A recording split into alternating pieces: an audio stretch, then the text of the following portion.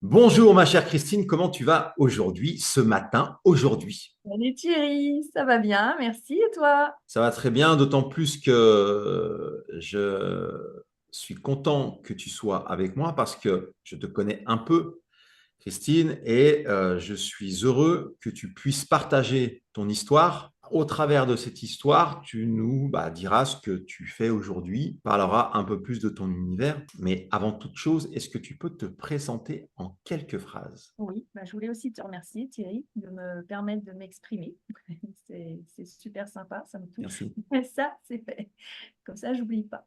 Et maintenant, je vais à l'essentiel. Donc, je suis Christine Jantet. J'ai une casquette un peu diversifiée. Mais voilà, ça, c'est qu'une casquette. Coach holistique, hypno, énergéticienne, voilà, hypersensible.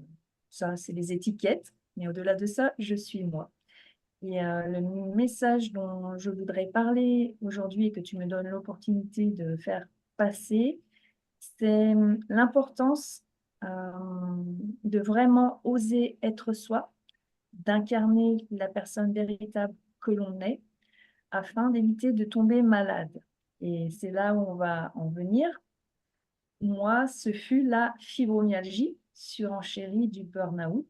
Et ce que j'ai envie de partager, c'est ce qui m'y a mené et surtout ce qui m'a fait m'en sortir. Car oui, on peut s'en sortir, bien que la médecine conventionnelle, d'après ses critères à elle, nous affirme le contraire. Alors, Euh, avant d'aller dans le cœur du sujet, qu'est-ce que c'est la fibromyalgie, ma chère Christine? Et avant l'interview, je me suis dit, je stressais, je me dis, est-ce que je vais pouvoir le prononcer? ouais, sinon, si tu n'y arrives pas, Thierry, tu fais la fibro. Les gens Ok, comprennent. ouais, c'est mieux. Et même souvent, les gens te disent pas j'ai la fibro, ils te disent je suis fibro, pour te dire à quel point les gens s'associent à cette maladie. Ils font plus qu'un, ils fusionnent. Donc la fibromyalgie, c'est une maladie qui est très complexe parce que même la médecine conventionnelle, c'est une maladie qu'on va te poser le diagnostic par justement par diagnostic d'élimination. Alors, les symptômes, tu en as, je ne pourrais pas tous te les citer parce qu'en fait, il y en a, mais il y a un tronc commun, mais il y en a une centaine de symptômes. Enfin, ça va loin.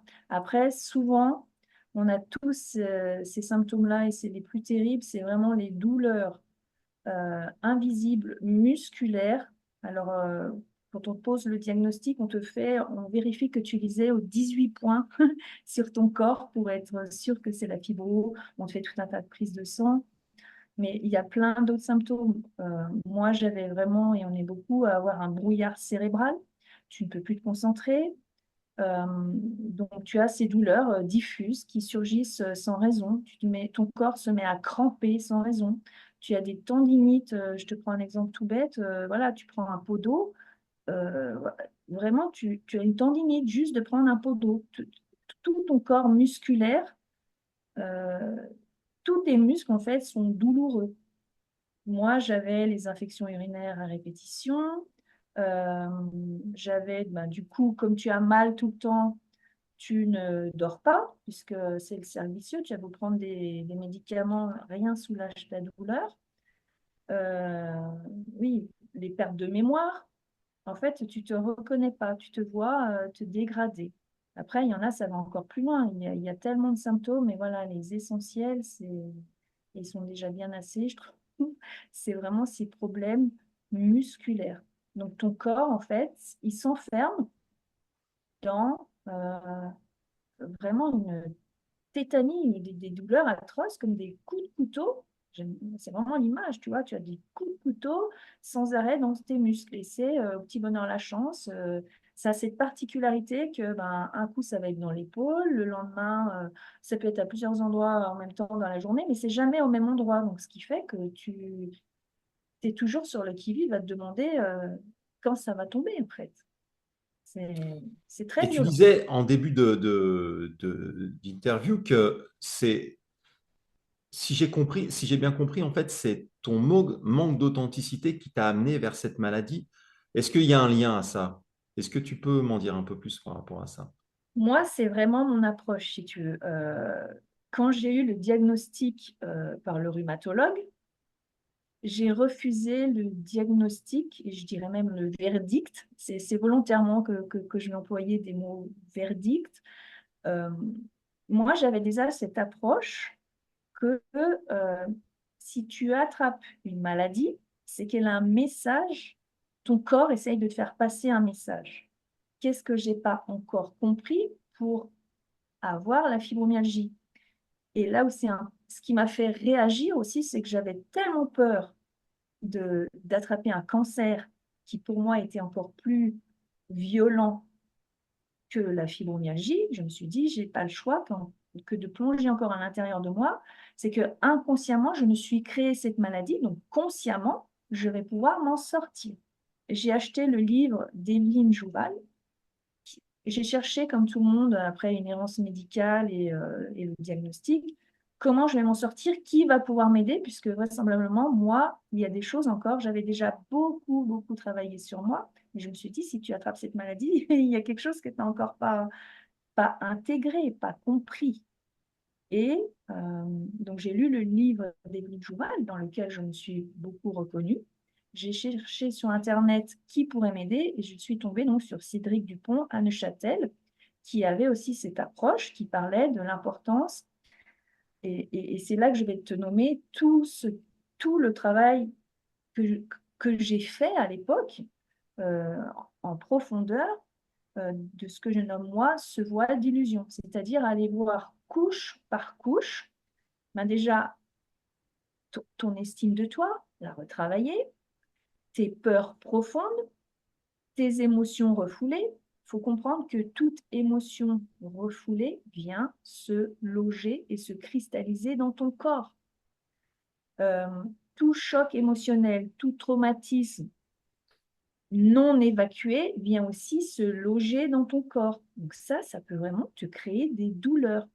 Et moi, à l'époque, quand j'ai rencontré Cédric, je lui ai dit, mais moi, mes traumas, je les ai déjà réglés en hypnose. Enfin voilà, je me suis déjà fait accompagner. Et il a souri et il m'a dit, oui, mais est-ce que vous les avez libérés au corps? Et ça, c'est quelque chose d'important dont je voudrais parler aujourd'hui. C'est que tu as une mémoire corporelle, cellulaire. Donc, si tu fais le job, entre guillemets, qu'à moitié, ben oui, dans ton inconscient, c'est libéré, dans ton conscient aussi, mais dans ton corps, ben, c'est toujours là. Et ça crée des douleurs. Donc, on a fait aussi ce job d'aller faire des libérations, des traumas, des deuils non résolus au corps. Deuil non résolu, ça peut être des choses très simples. Ça peut être, je ne sais pas, une dispute à une adolescence avec un copain, euh, un déménagement. Mais le déménagement, c'est des deuils, c'est des chocs émotionnels. On n'y pense pas, mais voilà. On n'est pas obligé non plus d'avoir tous des traumatismes hyper violents. Mais tu imagines que plus il est violent, plus tes douleurs vont être violentes, en fait. Donc, on a fait ce travail, on a fait le travail sur le transgénérationnel.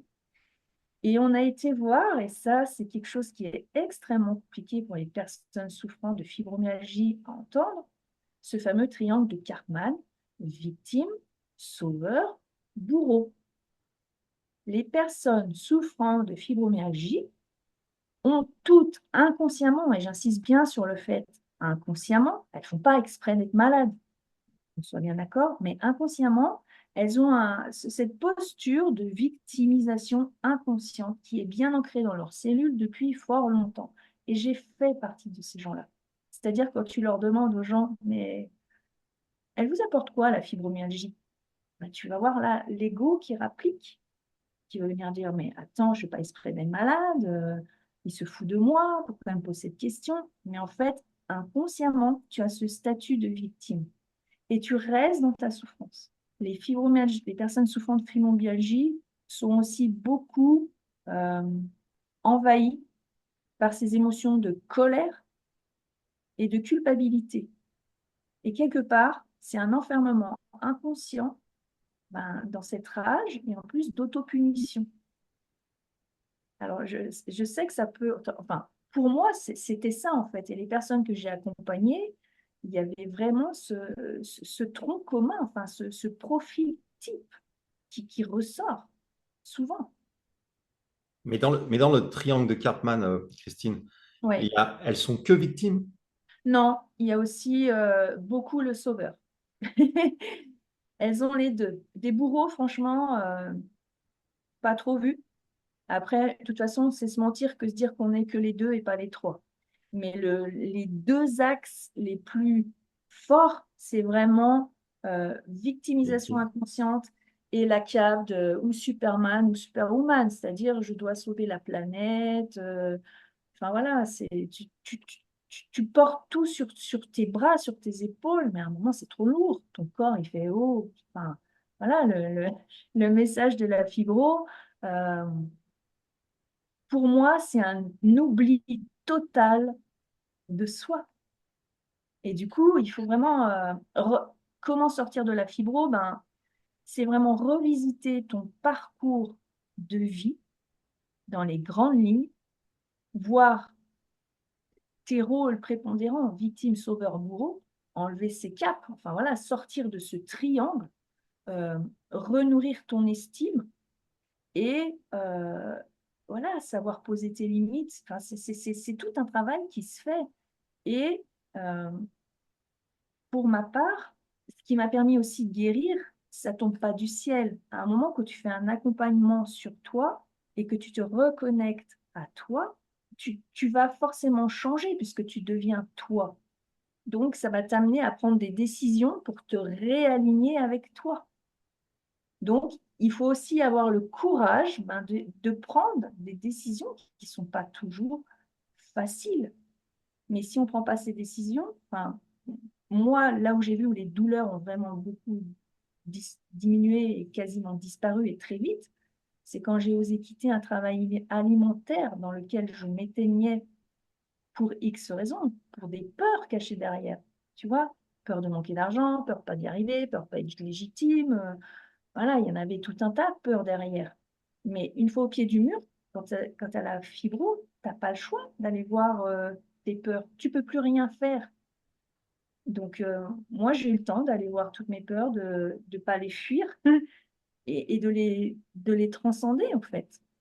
Et la deuxième chose, je partage mon exemple personnel, mais ce ne sera peut-être pas le même pour tout le monde, mais c'était une deuxième fois quitter un foyer recomposé dans lequel finalement, de nouveau, je m'étais inconsciemment oubliée sans le voir, où je savais, mais j'avais peur de repartir encore.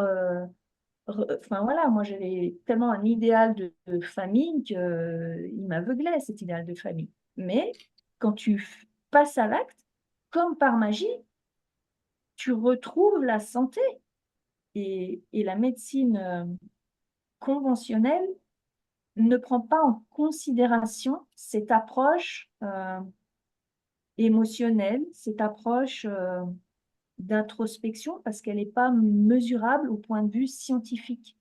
Et je trouve ça dommage. Après, j'ai changé aussi d'autres choses, évidemment. J'ai changé mon rythme de vie. Si tu arrives à tomber fibromyalgique, déjà, la fibromyalgie, elle ne te tombe pas du jour au lendemain sur le coin du nez. C'est pas vrai. On a des signaux du corps avant qu'on refuse de voir. On n'entend pas, on ne veut pas voir. Et notre corps, ces douleurs, elles ne viennent pas du jour au lendemain. D'ailleurs, tous les gens te disent, mais moi, ça fait des années que je souffre de fibromyalgie, que j'ai mal. Mais oui, ton corps, il te parle depuis un moment, sauf que tu ne veux pas l'entendre.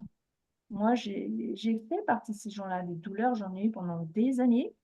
Euh, mais quand tu as les caps, par exemple, de sauveuse euh, et en même temps victime, bah, tu es toujours à fond. Enfin, moi, j'étais en mode superwoman, à tout porter, toujours à fond.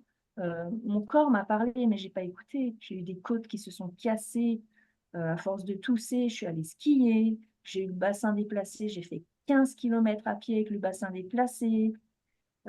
J'ai eu une mononucléose, tu vois, avec toutes les complications à 40 ans. Ben oui, forcément, la mononucléose, c'est la colère, c'est le foie.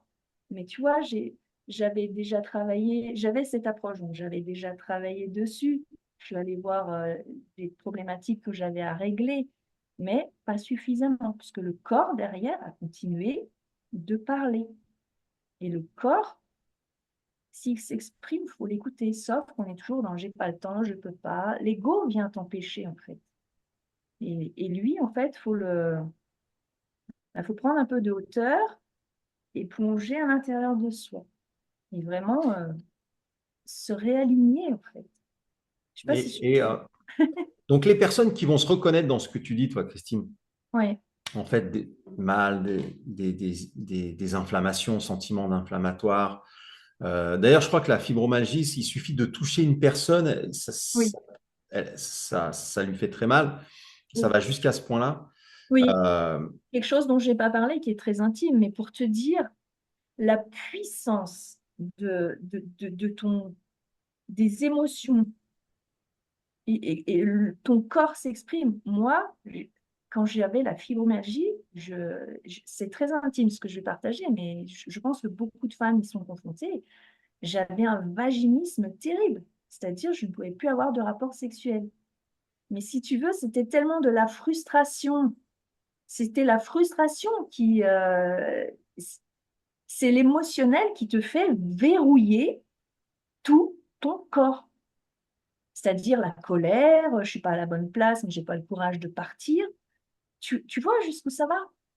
Et du coup, c'est tellement plus confortable de se dire, ah, j'ai la fibro, je ne peux plus rien faire. Mais oui, mais ça, c'est le rôle de victimisation inconsciente. Si tu peux reprendre ton pouvoir, tu peux, tu peux sortir de ça, sauf que ça demande du courage, ça demande de l'humilité. C'est difficile quand tu dois aller voir toutes tes facettes, toutes tes peurs, tout ce qui fait que toi, tu t'emprisonnes inconsciemment dans la souffrance. Et souvent, on a aussi des croyances qui remontent à ton enfance que la vie est un combat. Les personnes que j'ai pu aider qui souffrent de fibromyalgie, elles ont aussi souvent cette notion de la vie, c'est-à-dire ben, la vie c'est un combat. Ben ouais, mais dépose les armes, dépose, la vie c'est pas un combat, la vie c'est joie, ça peut être autre chose que souffrance et combat. Tu vois, il y a tout un tas de choses derrière et c'est ça le travail, en tout cas moi que j'ai fait et que je transmets maintenant. Après, j'ai changé aussi mon alimentation laitage banni. Alors en plus, en Haute-Savoie, on aime le fromage, hein. Donc, bien sûr, je mange une fondue de temps en temps, une raclette, mais le fromage tous les jours, c'est non, c'est fini. Diminuer, évidemment, moi, je ne buvais pas beaucoup d'alcool, mais les rares fois où je rebois un peu d'alcool, je sens que ça tire. C'est une hygiène de vie. C'est faire des étirements. Ce corps, quand tu as la fibro, tu fais plus rien. Moi, je suis arrivée à plus rien faire. Tu vois, j'étais une sportive, je faisais des 1000 mètres de dénivelé. Je suis arrivée à ne plus arriver à faire 10 mètres à pied, à plus rien faire. Je, tout ce qui était joie, ben, on s'en empêche parce qu'on se mure dans la douleur et on a peur d'avoir mal. Donc, il y a vraiment c'est le cercle vicieux après. Et tu fais plus rien. Et quand tu, et le fait que tu aies traversé ça, en fait, toi, tu t'es sorti de ça. oui, Pour les personnes qui nous regardent, Christine, en fait, le réflexe d'une personne, et je me mets dedans, oui. ce serait moi, je sens que j'ai des inflammations, je sens que le matin, tout est verrouillé, j'ai mal aux articulations parce que c'est tous ces symptômes-là, la fibromyalgie. Euh, Moi, j'aurais le réflexe d'aller voir un rhumatologue et toi, Oui, tu dis que toi, tu conseilles donc d'aller plutôt aller voir quelqu'un qui va travailler sur toi, ce que toi, tu as fait, ou tu peux faire les deux. Qu'est-ce que tu conseilles? moi, je pense que tu peux faire les deux. Après, le rhumatologue, moi, quand je suis allée le voir, alors en plus, bon, il était quand même assez ouvert sur le rhumatologue. Mais si tu veux, ce qu'on te, quand tu vas voir un rhumatologue, quand le diagnostic il tombe, donc j'ai dit, bon, bah, concrètement, ok, je suis contente déjà d'avoir un nom sur ce que j'avais, parce que longtemps, tu entends, c'est dans votre tête. On n'est pas pris au sérieux quand on a la fibromyalgie. On nous fait croire que c'est comme si on inventait les douleurs. Donc, on a vraiment un sentiment de ne pas être entendu.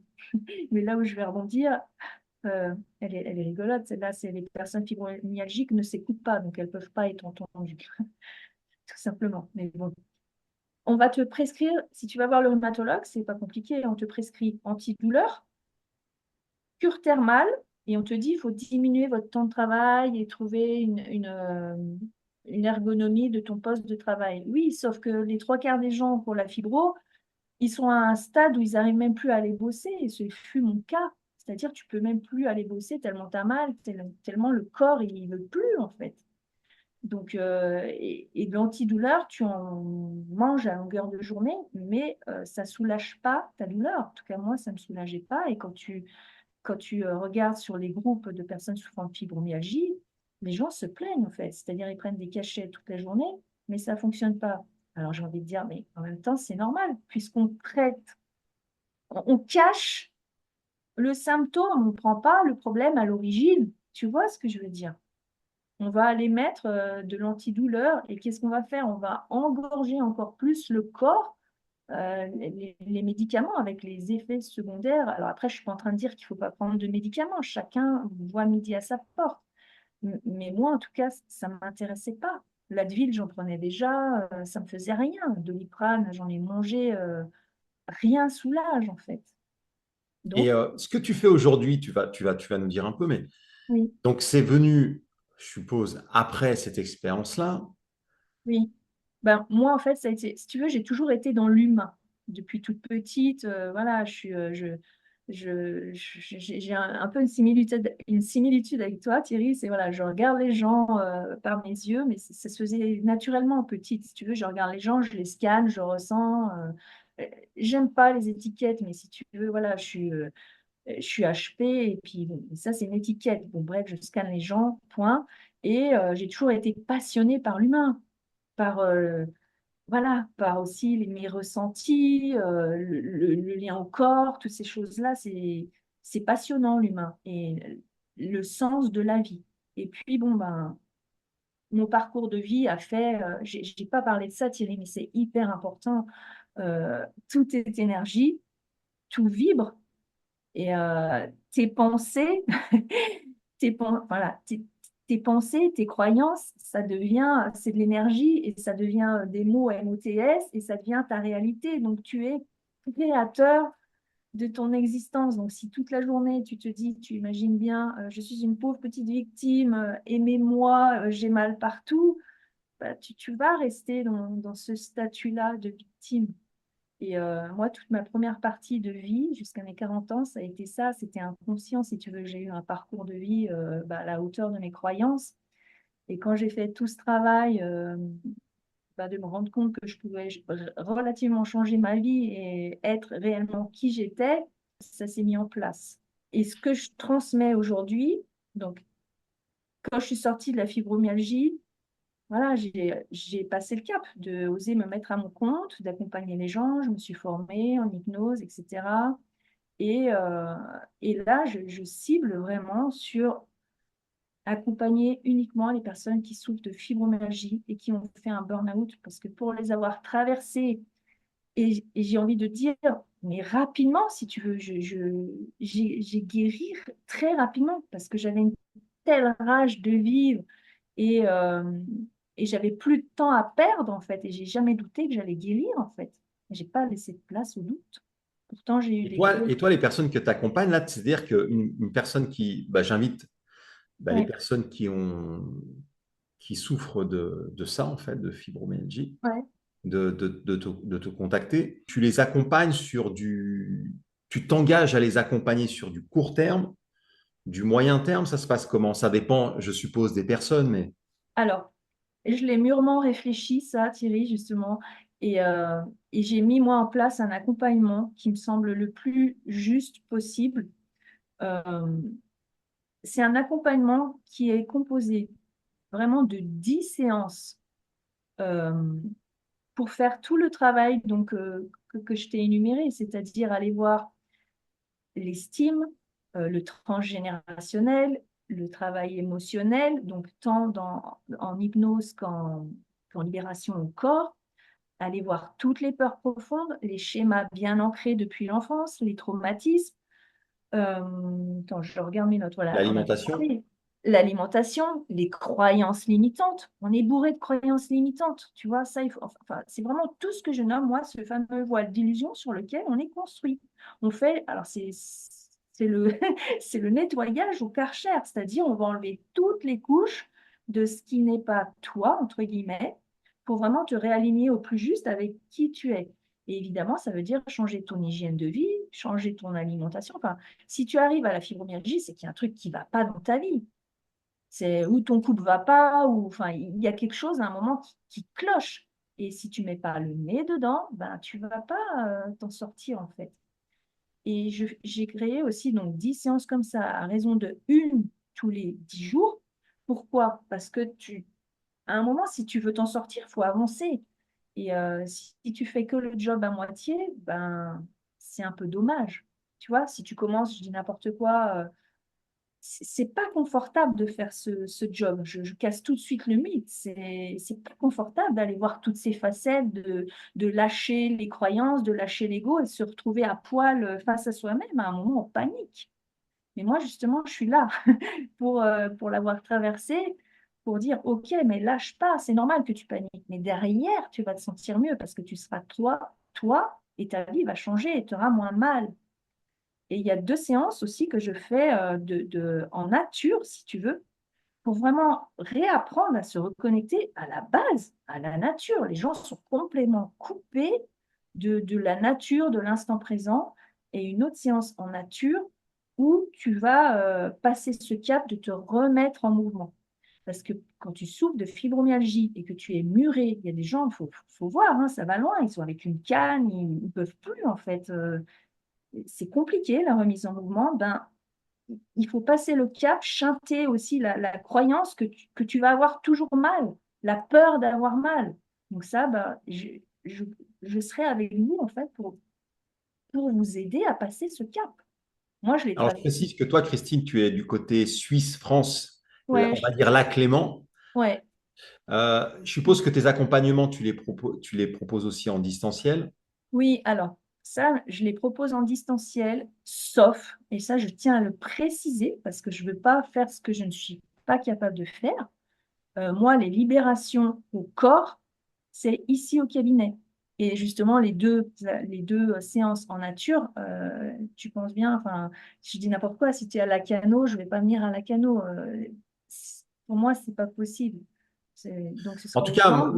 on échange régulièrement ensemble moi, j'apporterai une chose, c'est que tu as énormément d'énergie, tu as énormément de dynamisme dans nos échanges. À chaque fois, tu es comme tout le monde. On traverse parfois des moments parfois un peu plus lourds à gérer et toi, tu as toujours ce cap-là de très, très positive, et je pense que dans tes accompagnements, pour les personnes auxquelles tu fais référence, eh bien,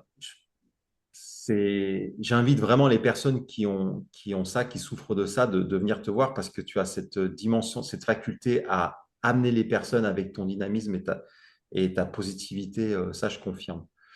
Oui, et puis après, c'est vrai que j'ai une capacité de résilience qui m'a donné une force. Et pourquoi je transmets cet accompagnement? Parce que je sais aussi à quel point on peut, par moment, quand tu souffres de fibromyalgie, tu es désespéré. Quand tu es dans la souffrance, les douleurs c'est quelque chose c'est violent. Puis bon, moi en plus, tu vois, je suis HP, donc l'hyperesthésie, j'ai un baromètre à la douleur en plus qui est faussé, si tu veux, par rapport à entre guillemets, la norme. Donc la douleur, c'est quelque chose qui me parle. Mais voilà, à un moment, on peut arriver aussi, à un moment, il faut vraiment arriver à se dissocier de la maladie et de la douleur. Enfin, voilà, j'invite vraiment les personnes. Moi, j'ai mis en place un entretien téléphonique gratuit sur rendez-vous et sans engagement de votre part à me contacter pour échanger. Comme ça, moi, en fait, pendant 30 minutes, si tu veux, je vais poser des questions aux personnes qui m'appellent pour scanner vite fait, leur dire comment je peux les aider. Et après, voilà, c'est ou oui ou non. Mais si on y va, on y va. Moi, je ne vais pas prendre quelqu'un qui abandonne au bout de 3 séances. C'est dommage. Tu vois, donc je vais être sûre aussi J'invite que... tout le monde à te contacter et je suis sûr qu'il y en aura beaucoup, ma chère Christine. Merci. Après, On pourrait je rester rajoute, encore des heures. Oui, oui, dis-moi. je rajoute juste un truc qui me paraît important. Je ne promets pas la guérison. Ça dépend pas de moi, ça dépend de vous. Tu vois ce que je veux Bien dire? sûr. Moi, je suis pas là avec ma cape de sauveuse. Je suis là pour vous accompagner, mais le job, c'est la personne qui va m'appeler qui va le faire. Et moi, je vais transmettre mon savoir. Et bien sûr que je suis sûre qu'elle aura beaucoup moins de douleur, mais la guérison, c'est elle qui va se la créer, c'est pas moi. Ça, j'en suis sûr.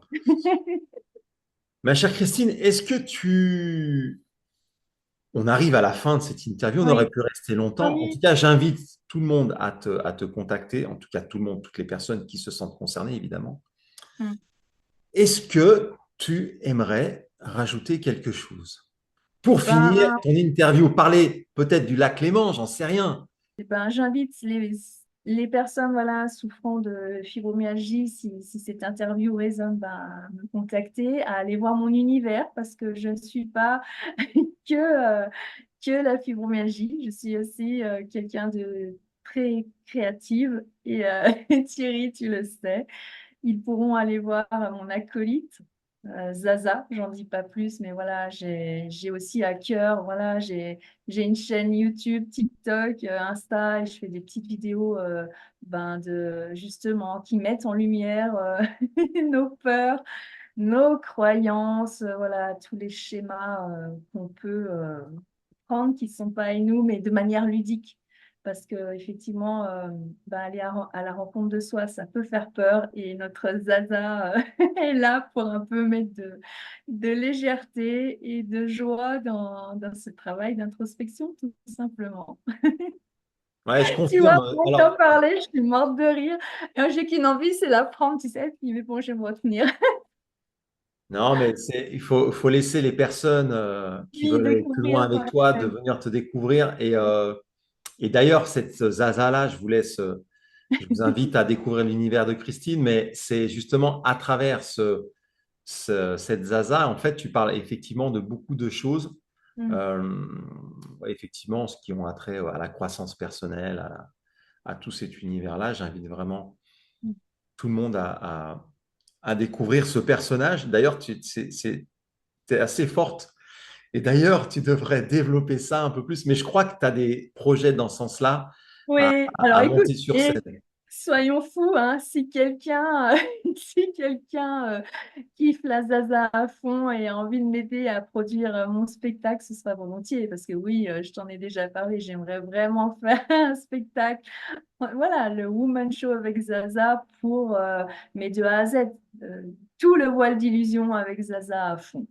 Ouais, ce serait un kiff, parce que Donc là, voilà. tout le monde se pose la question, c'est quoi? Alors, je vous invite vraiment à découvrir.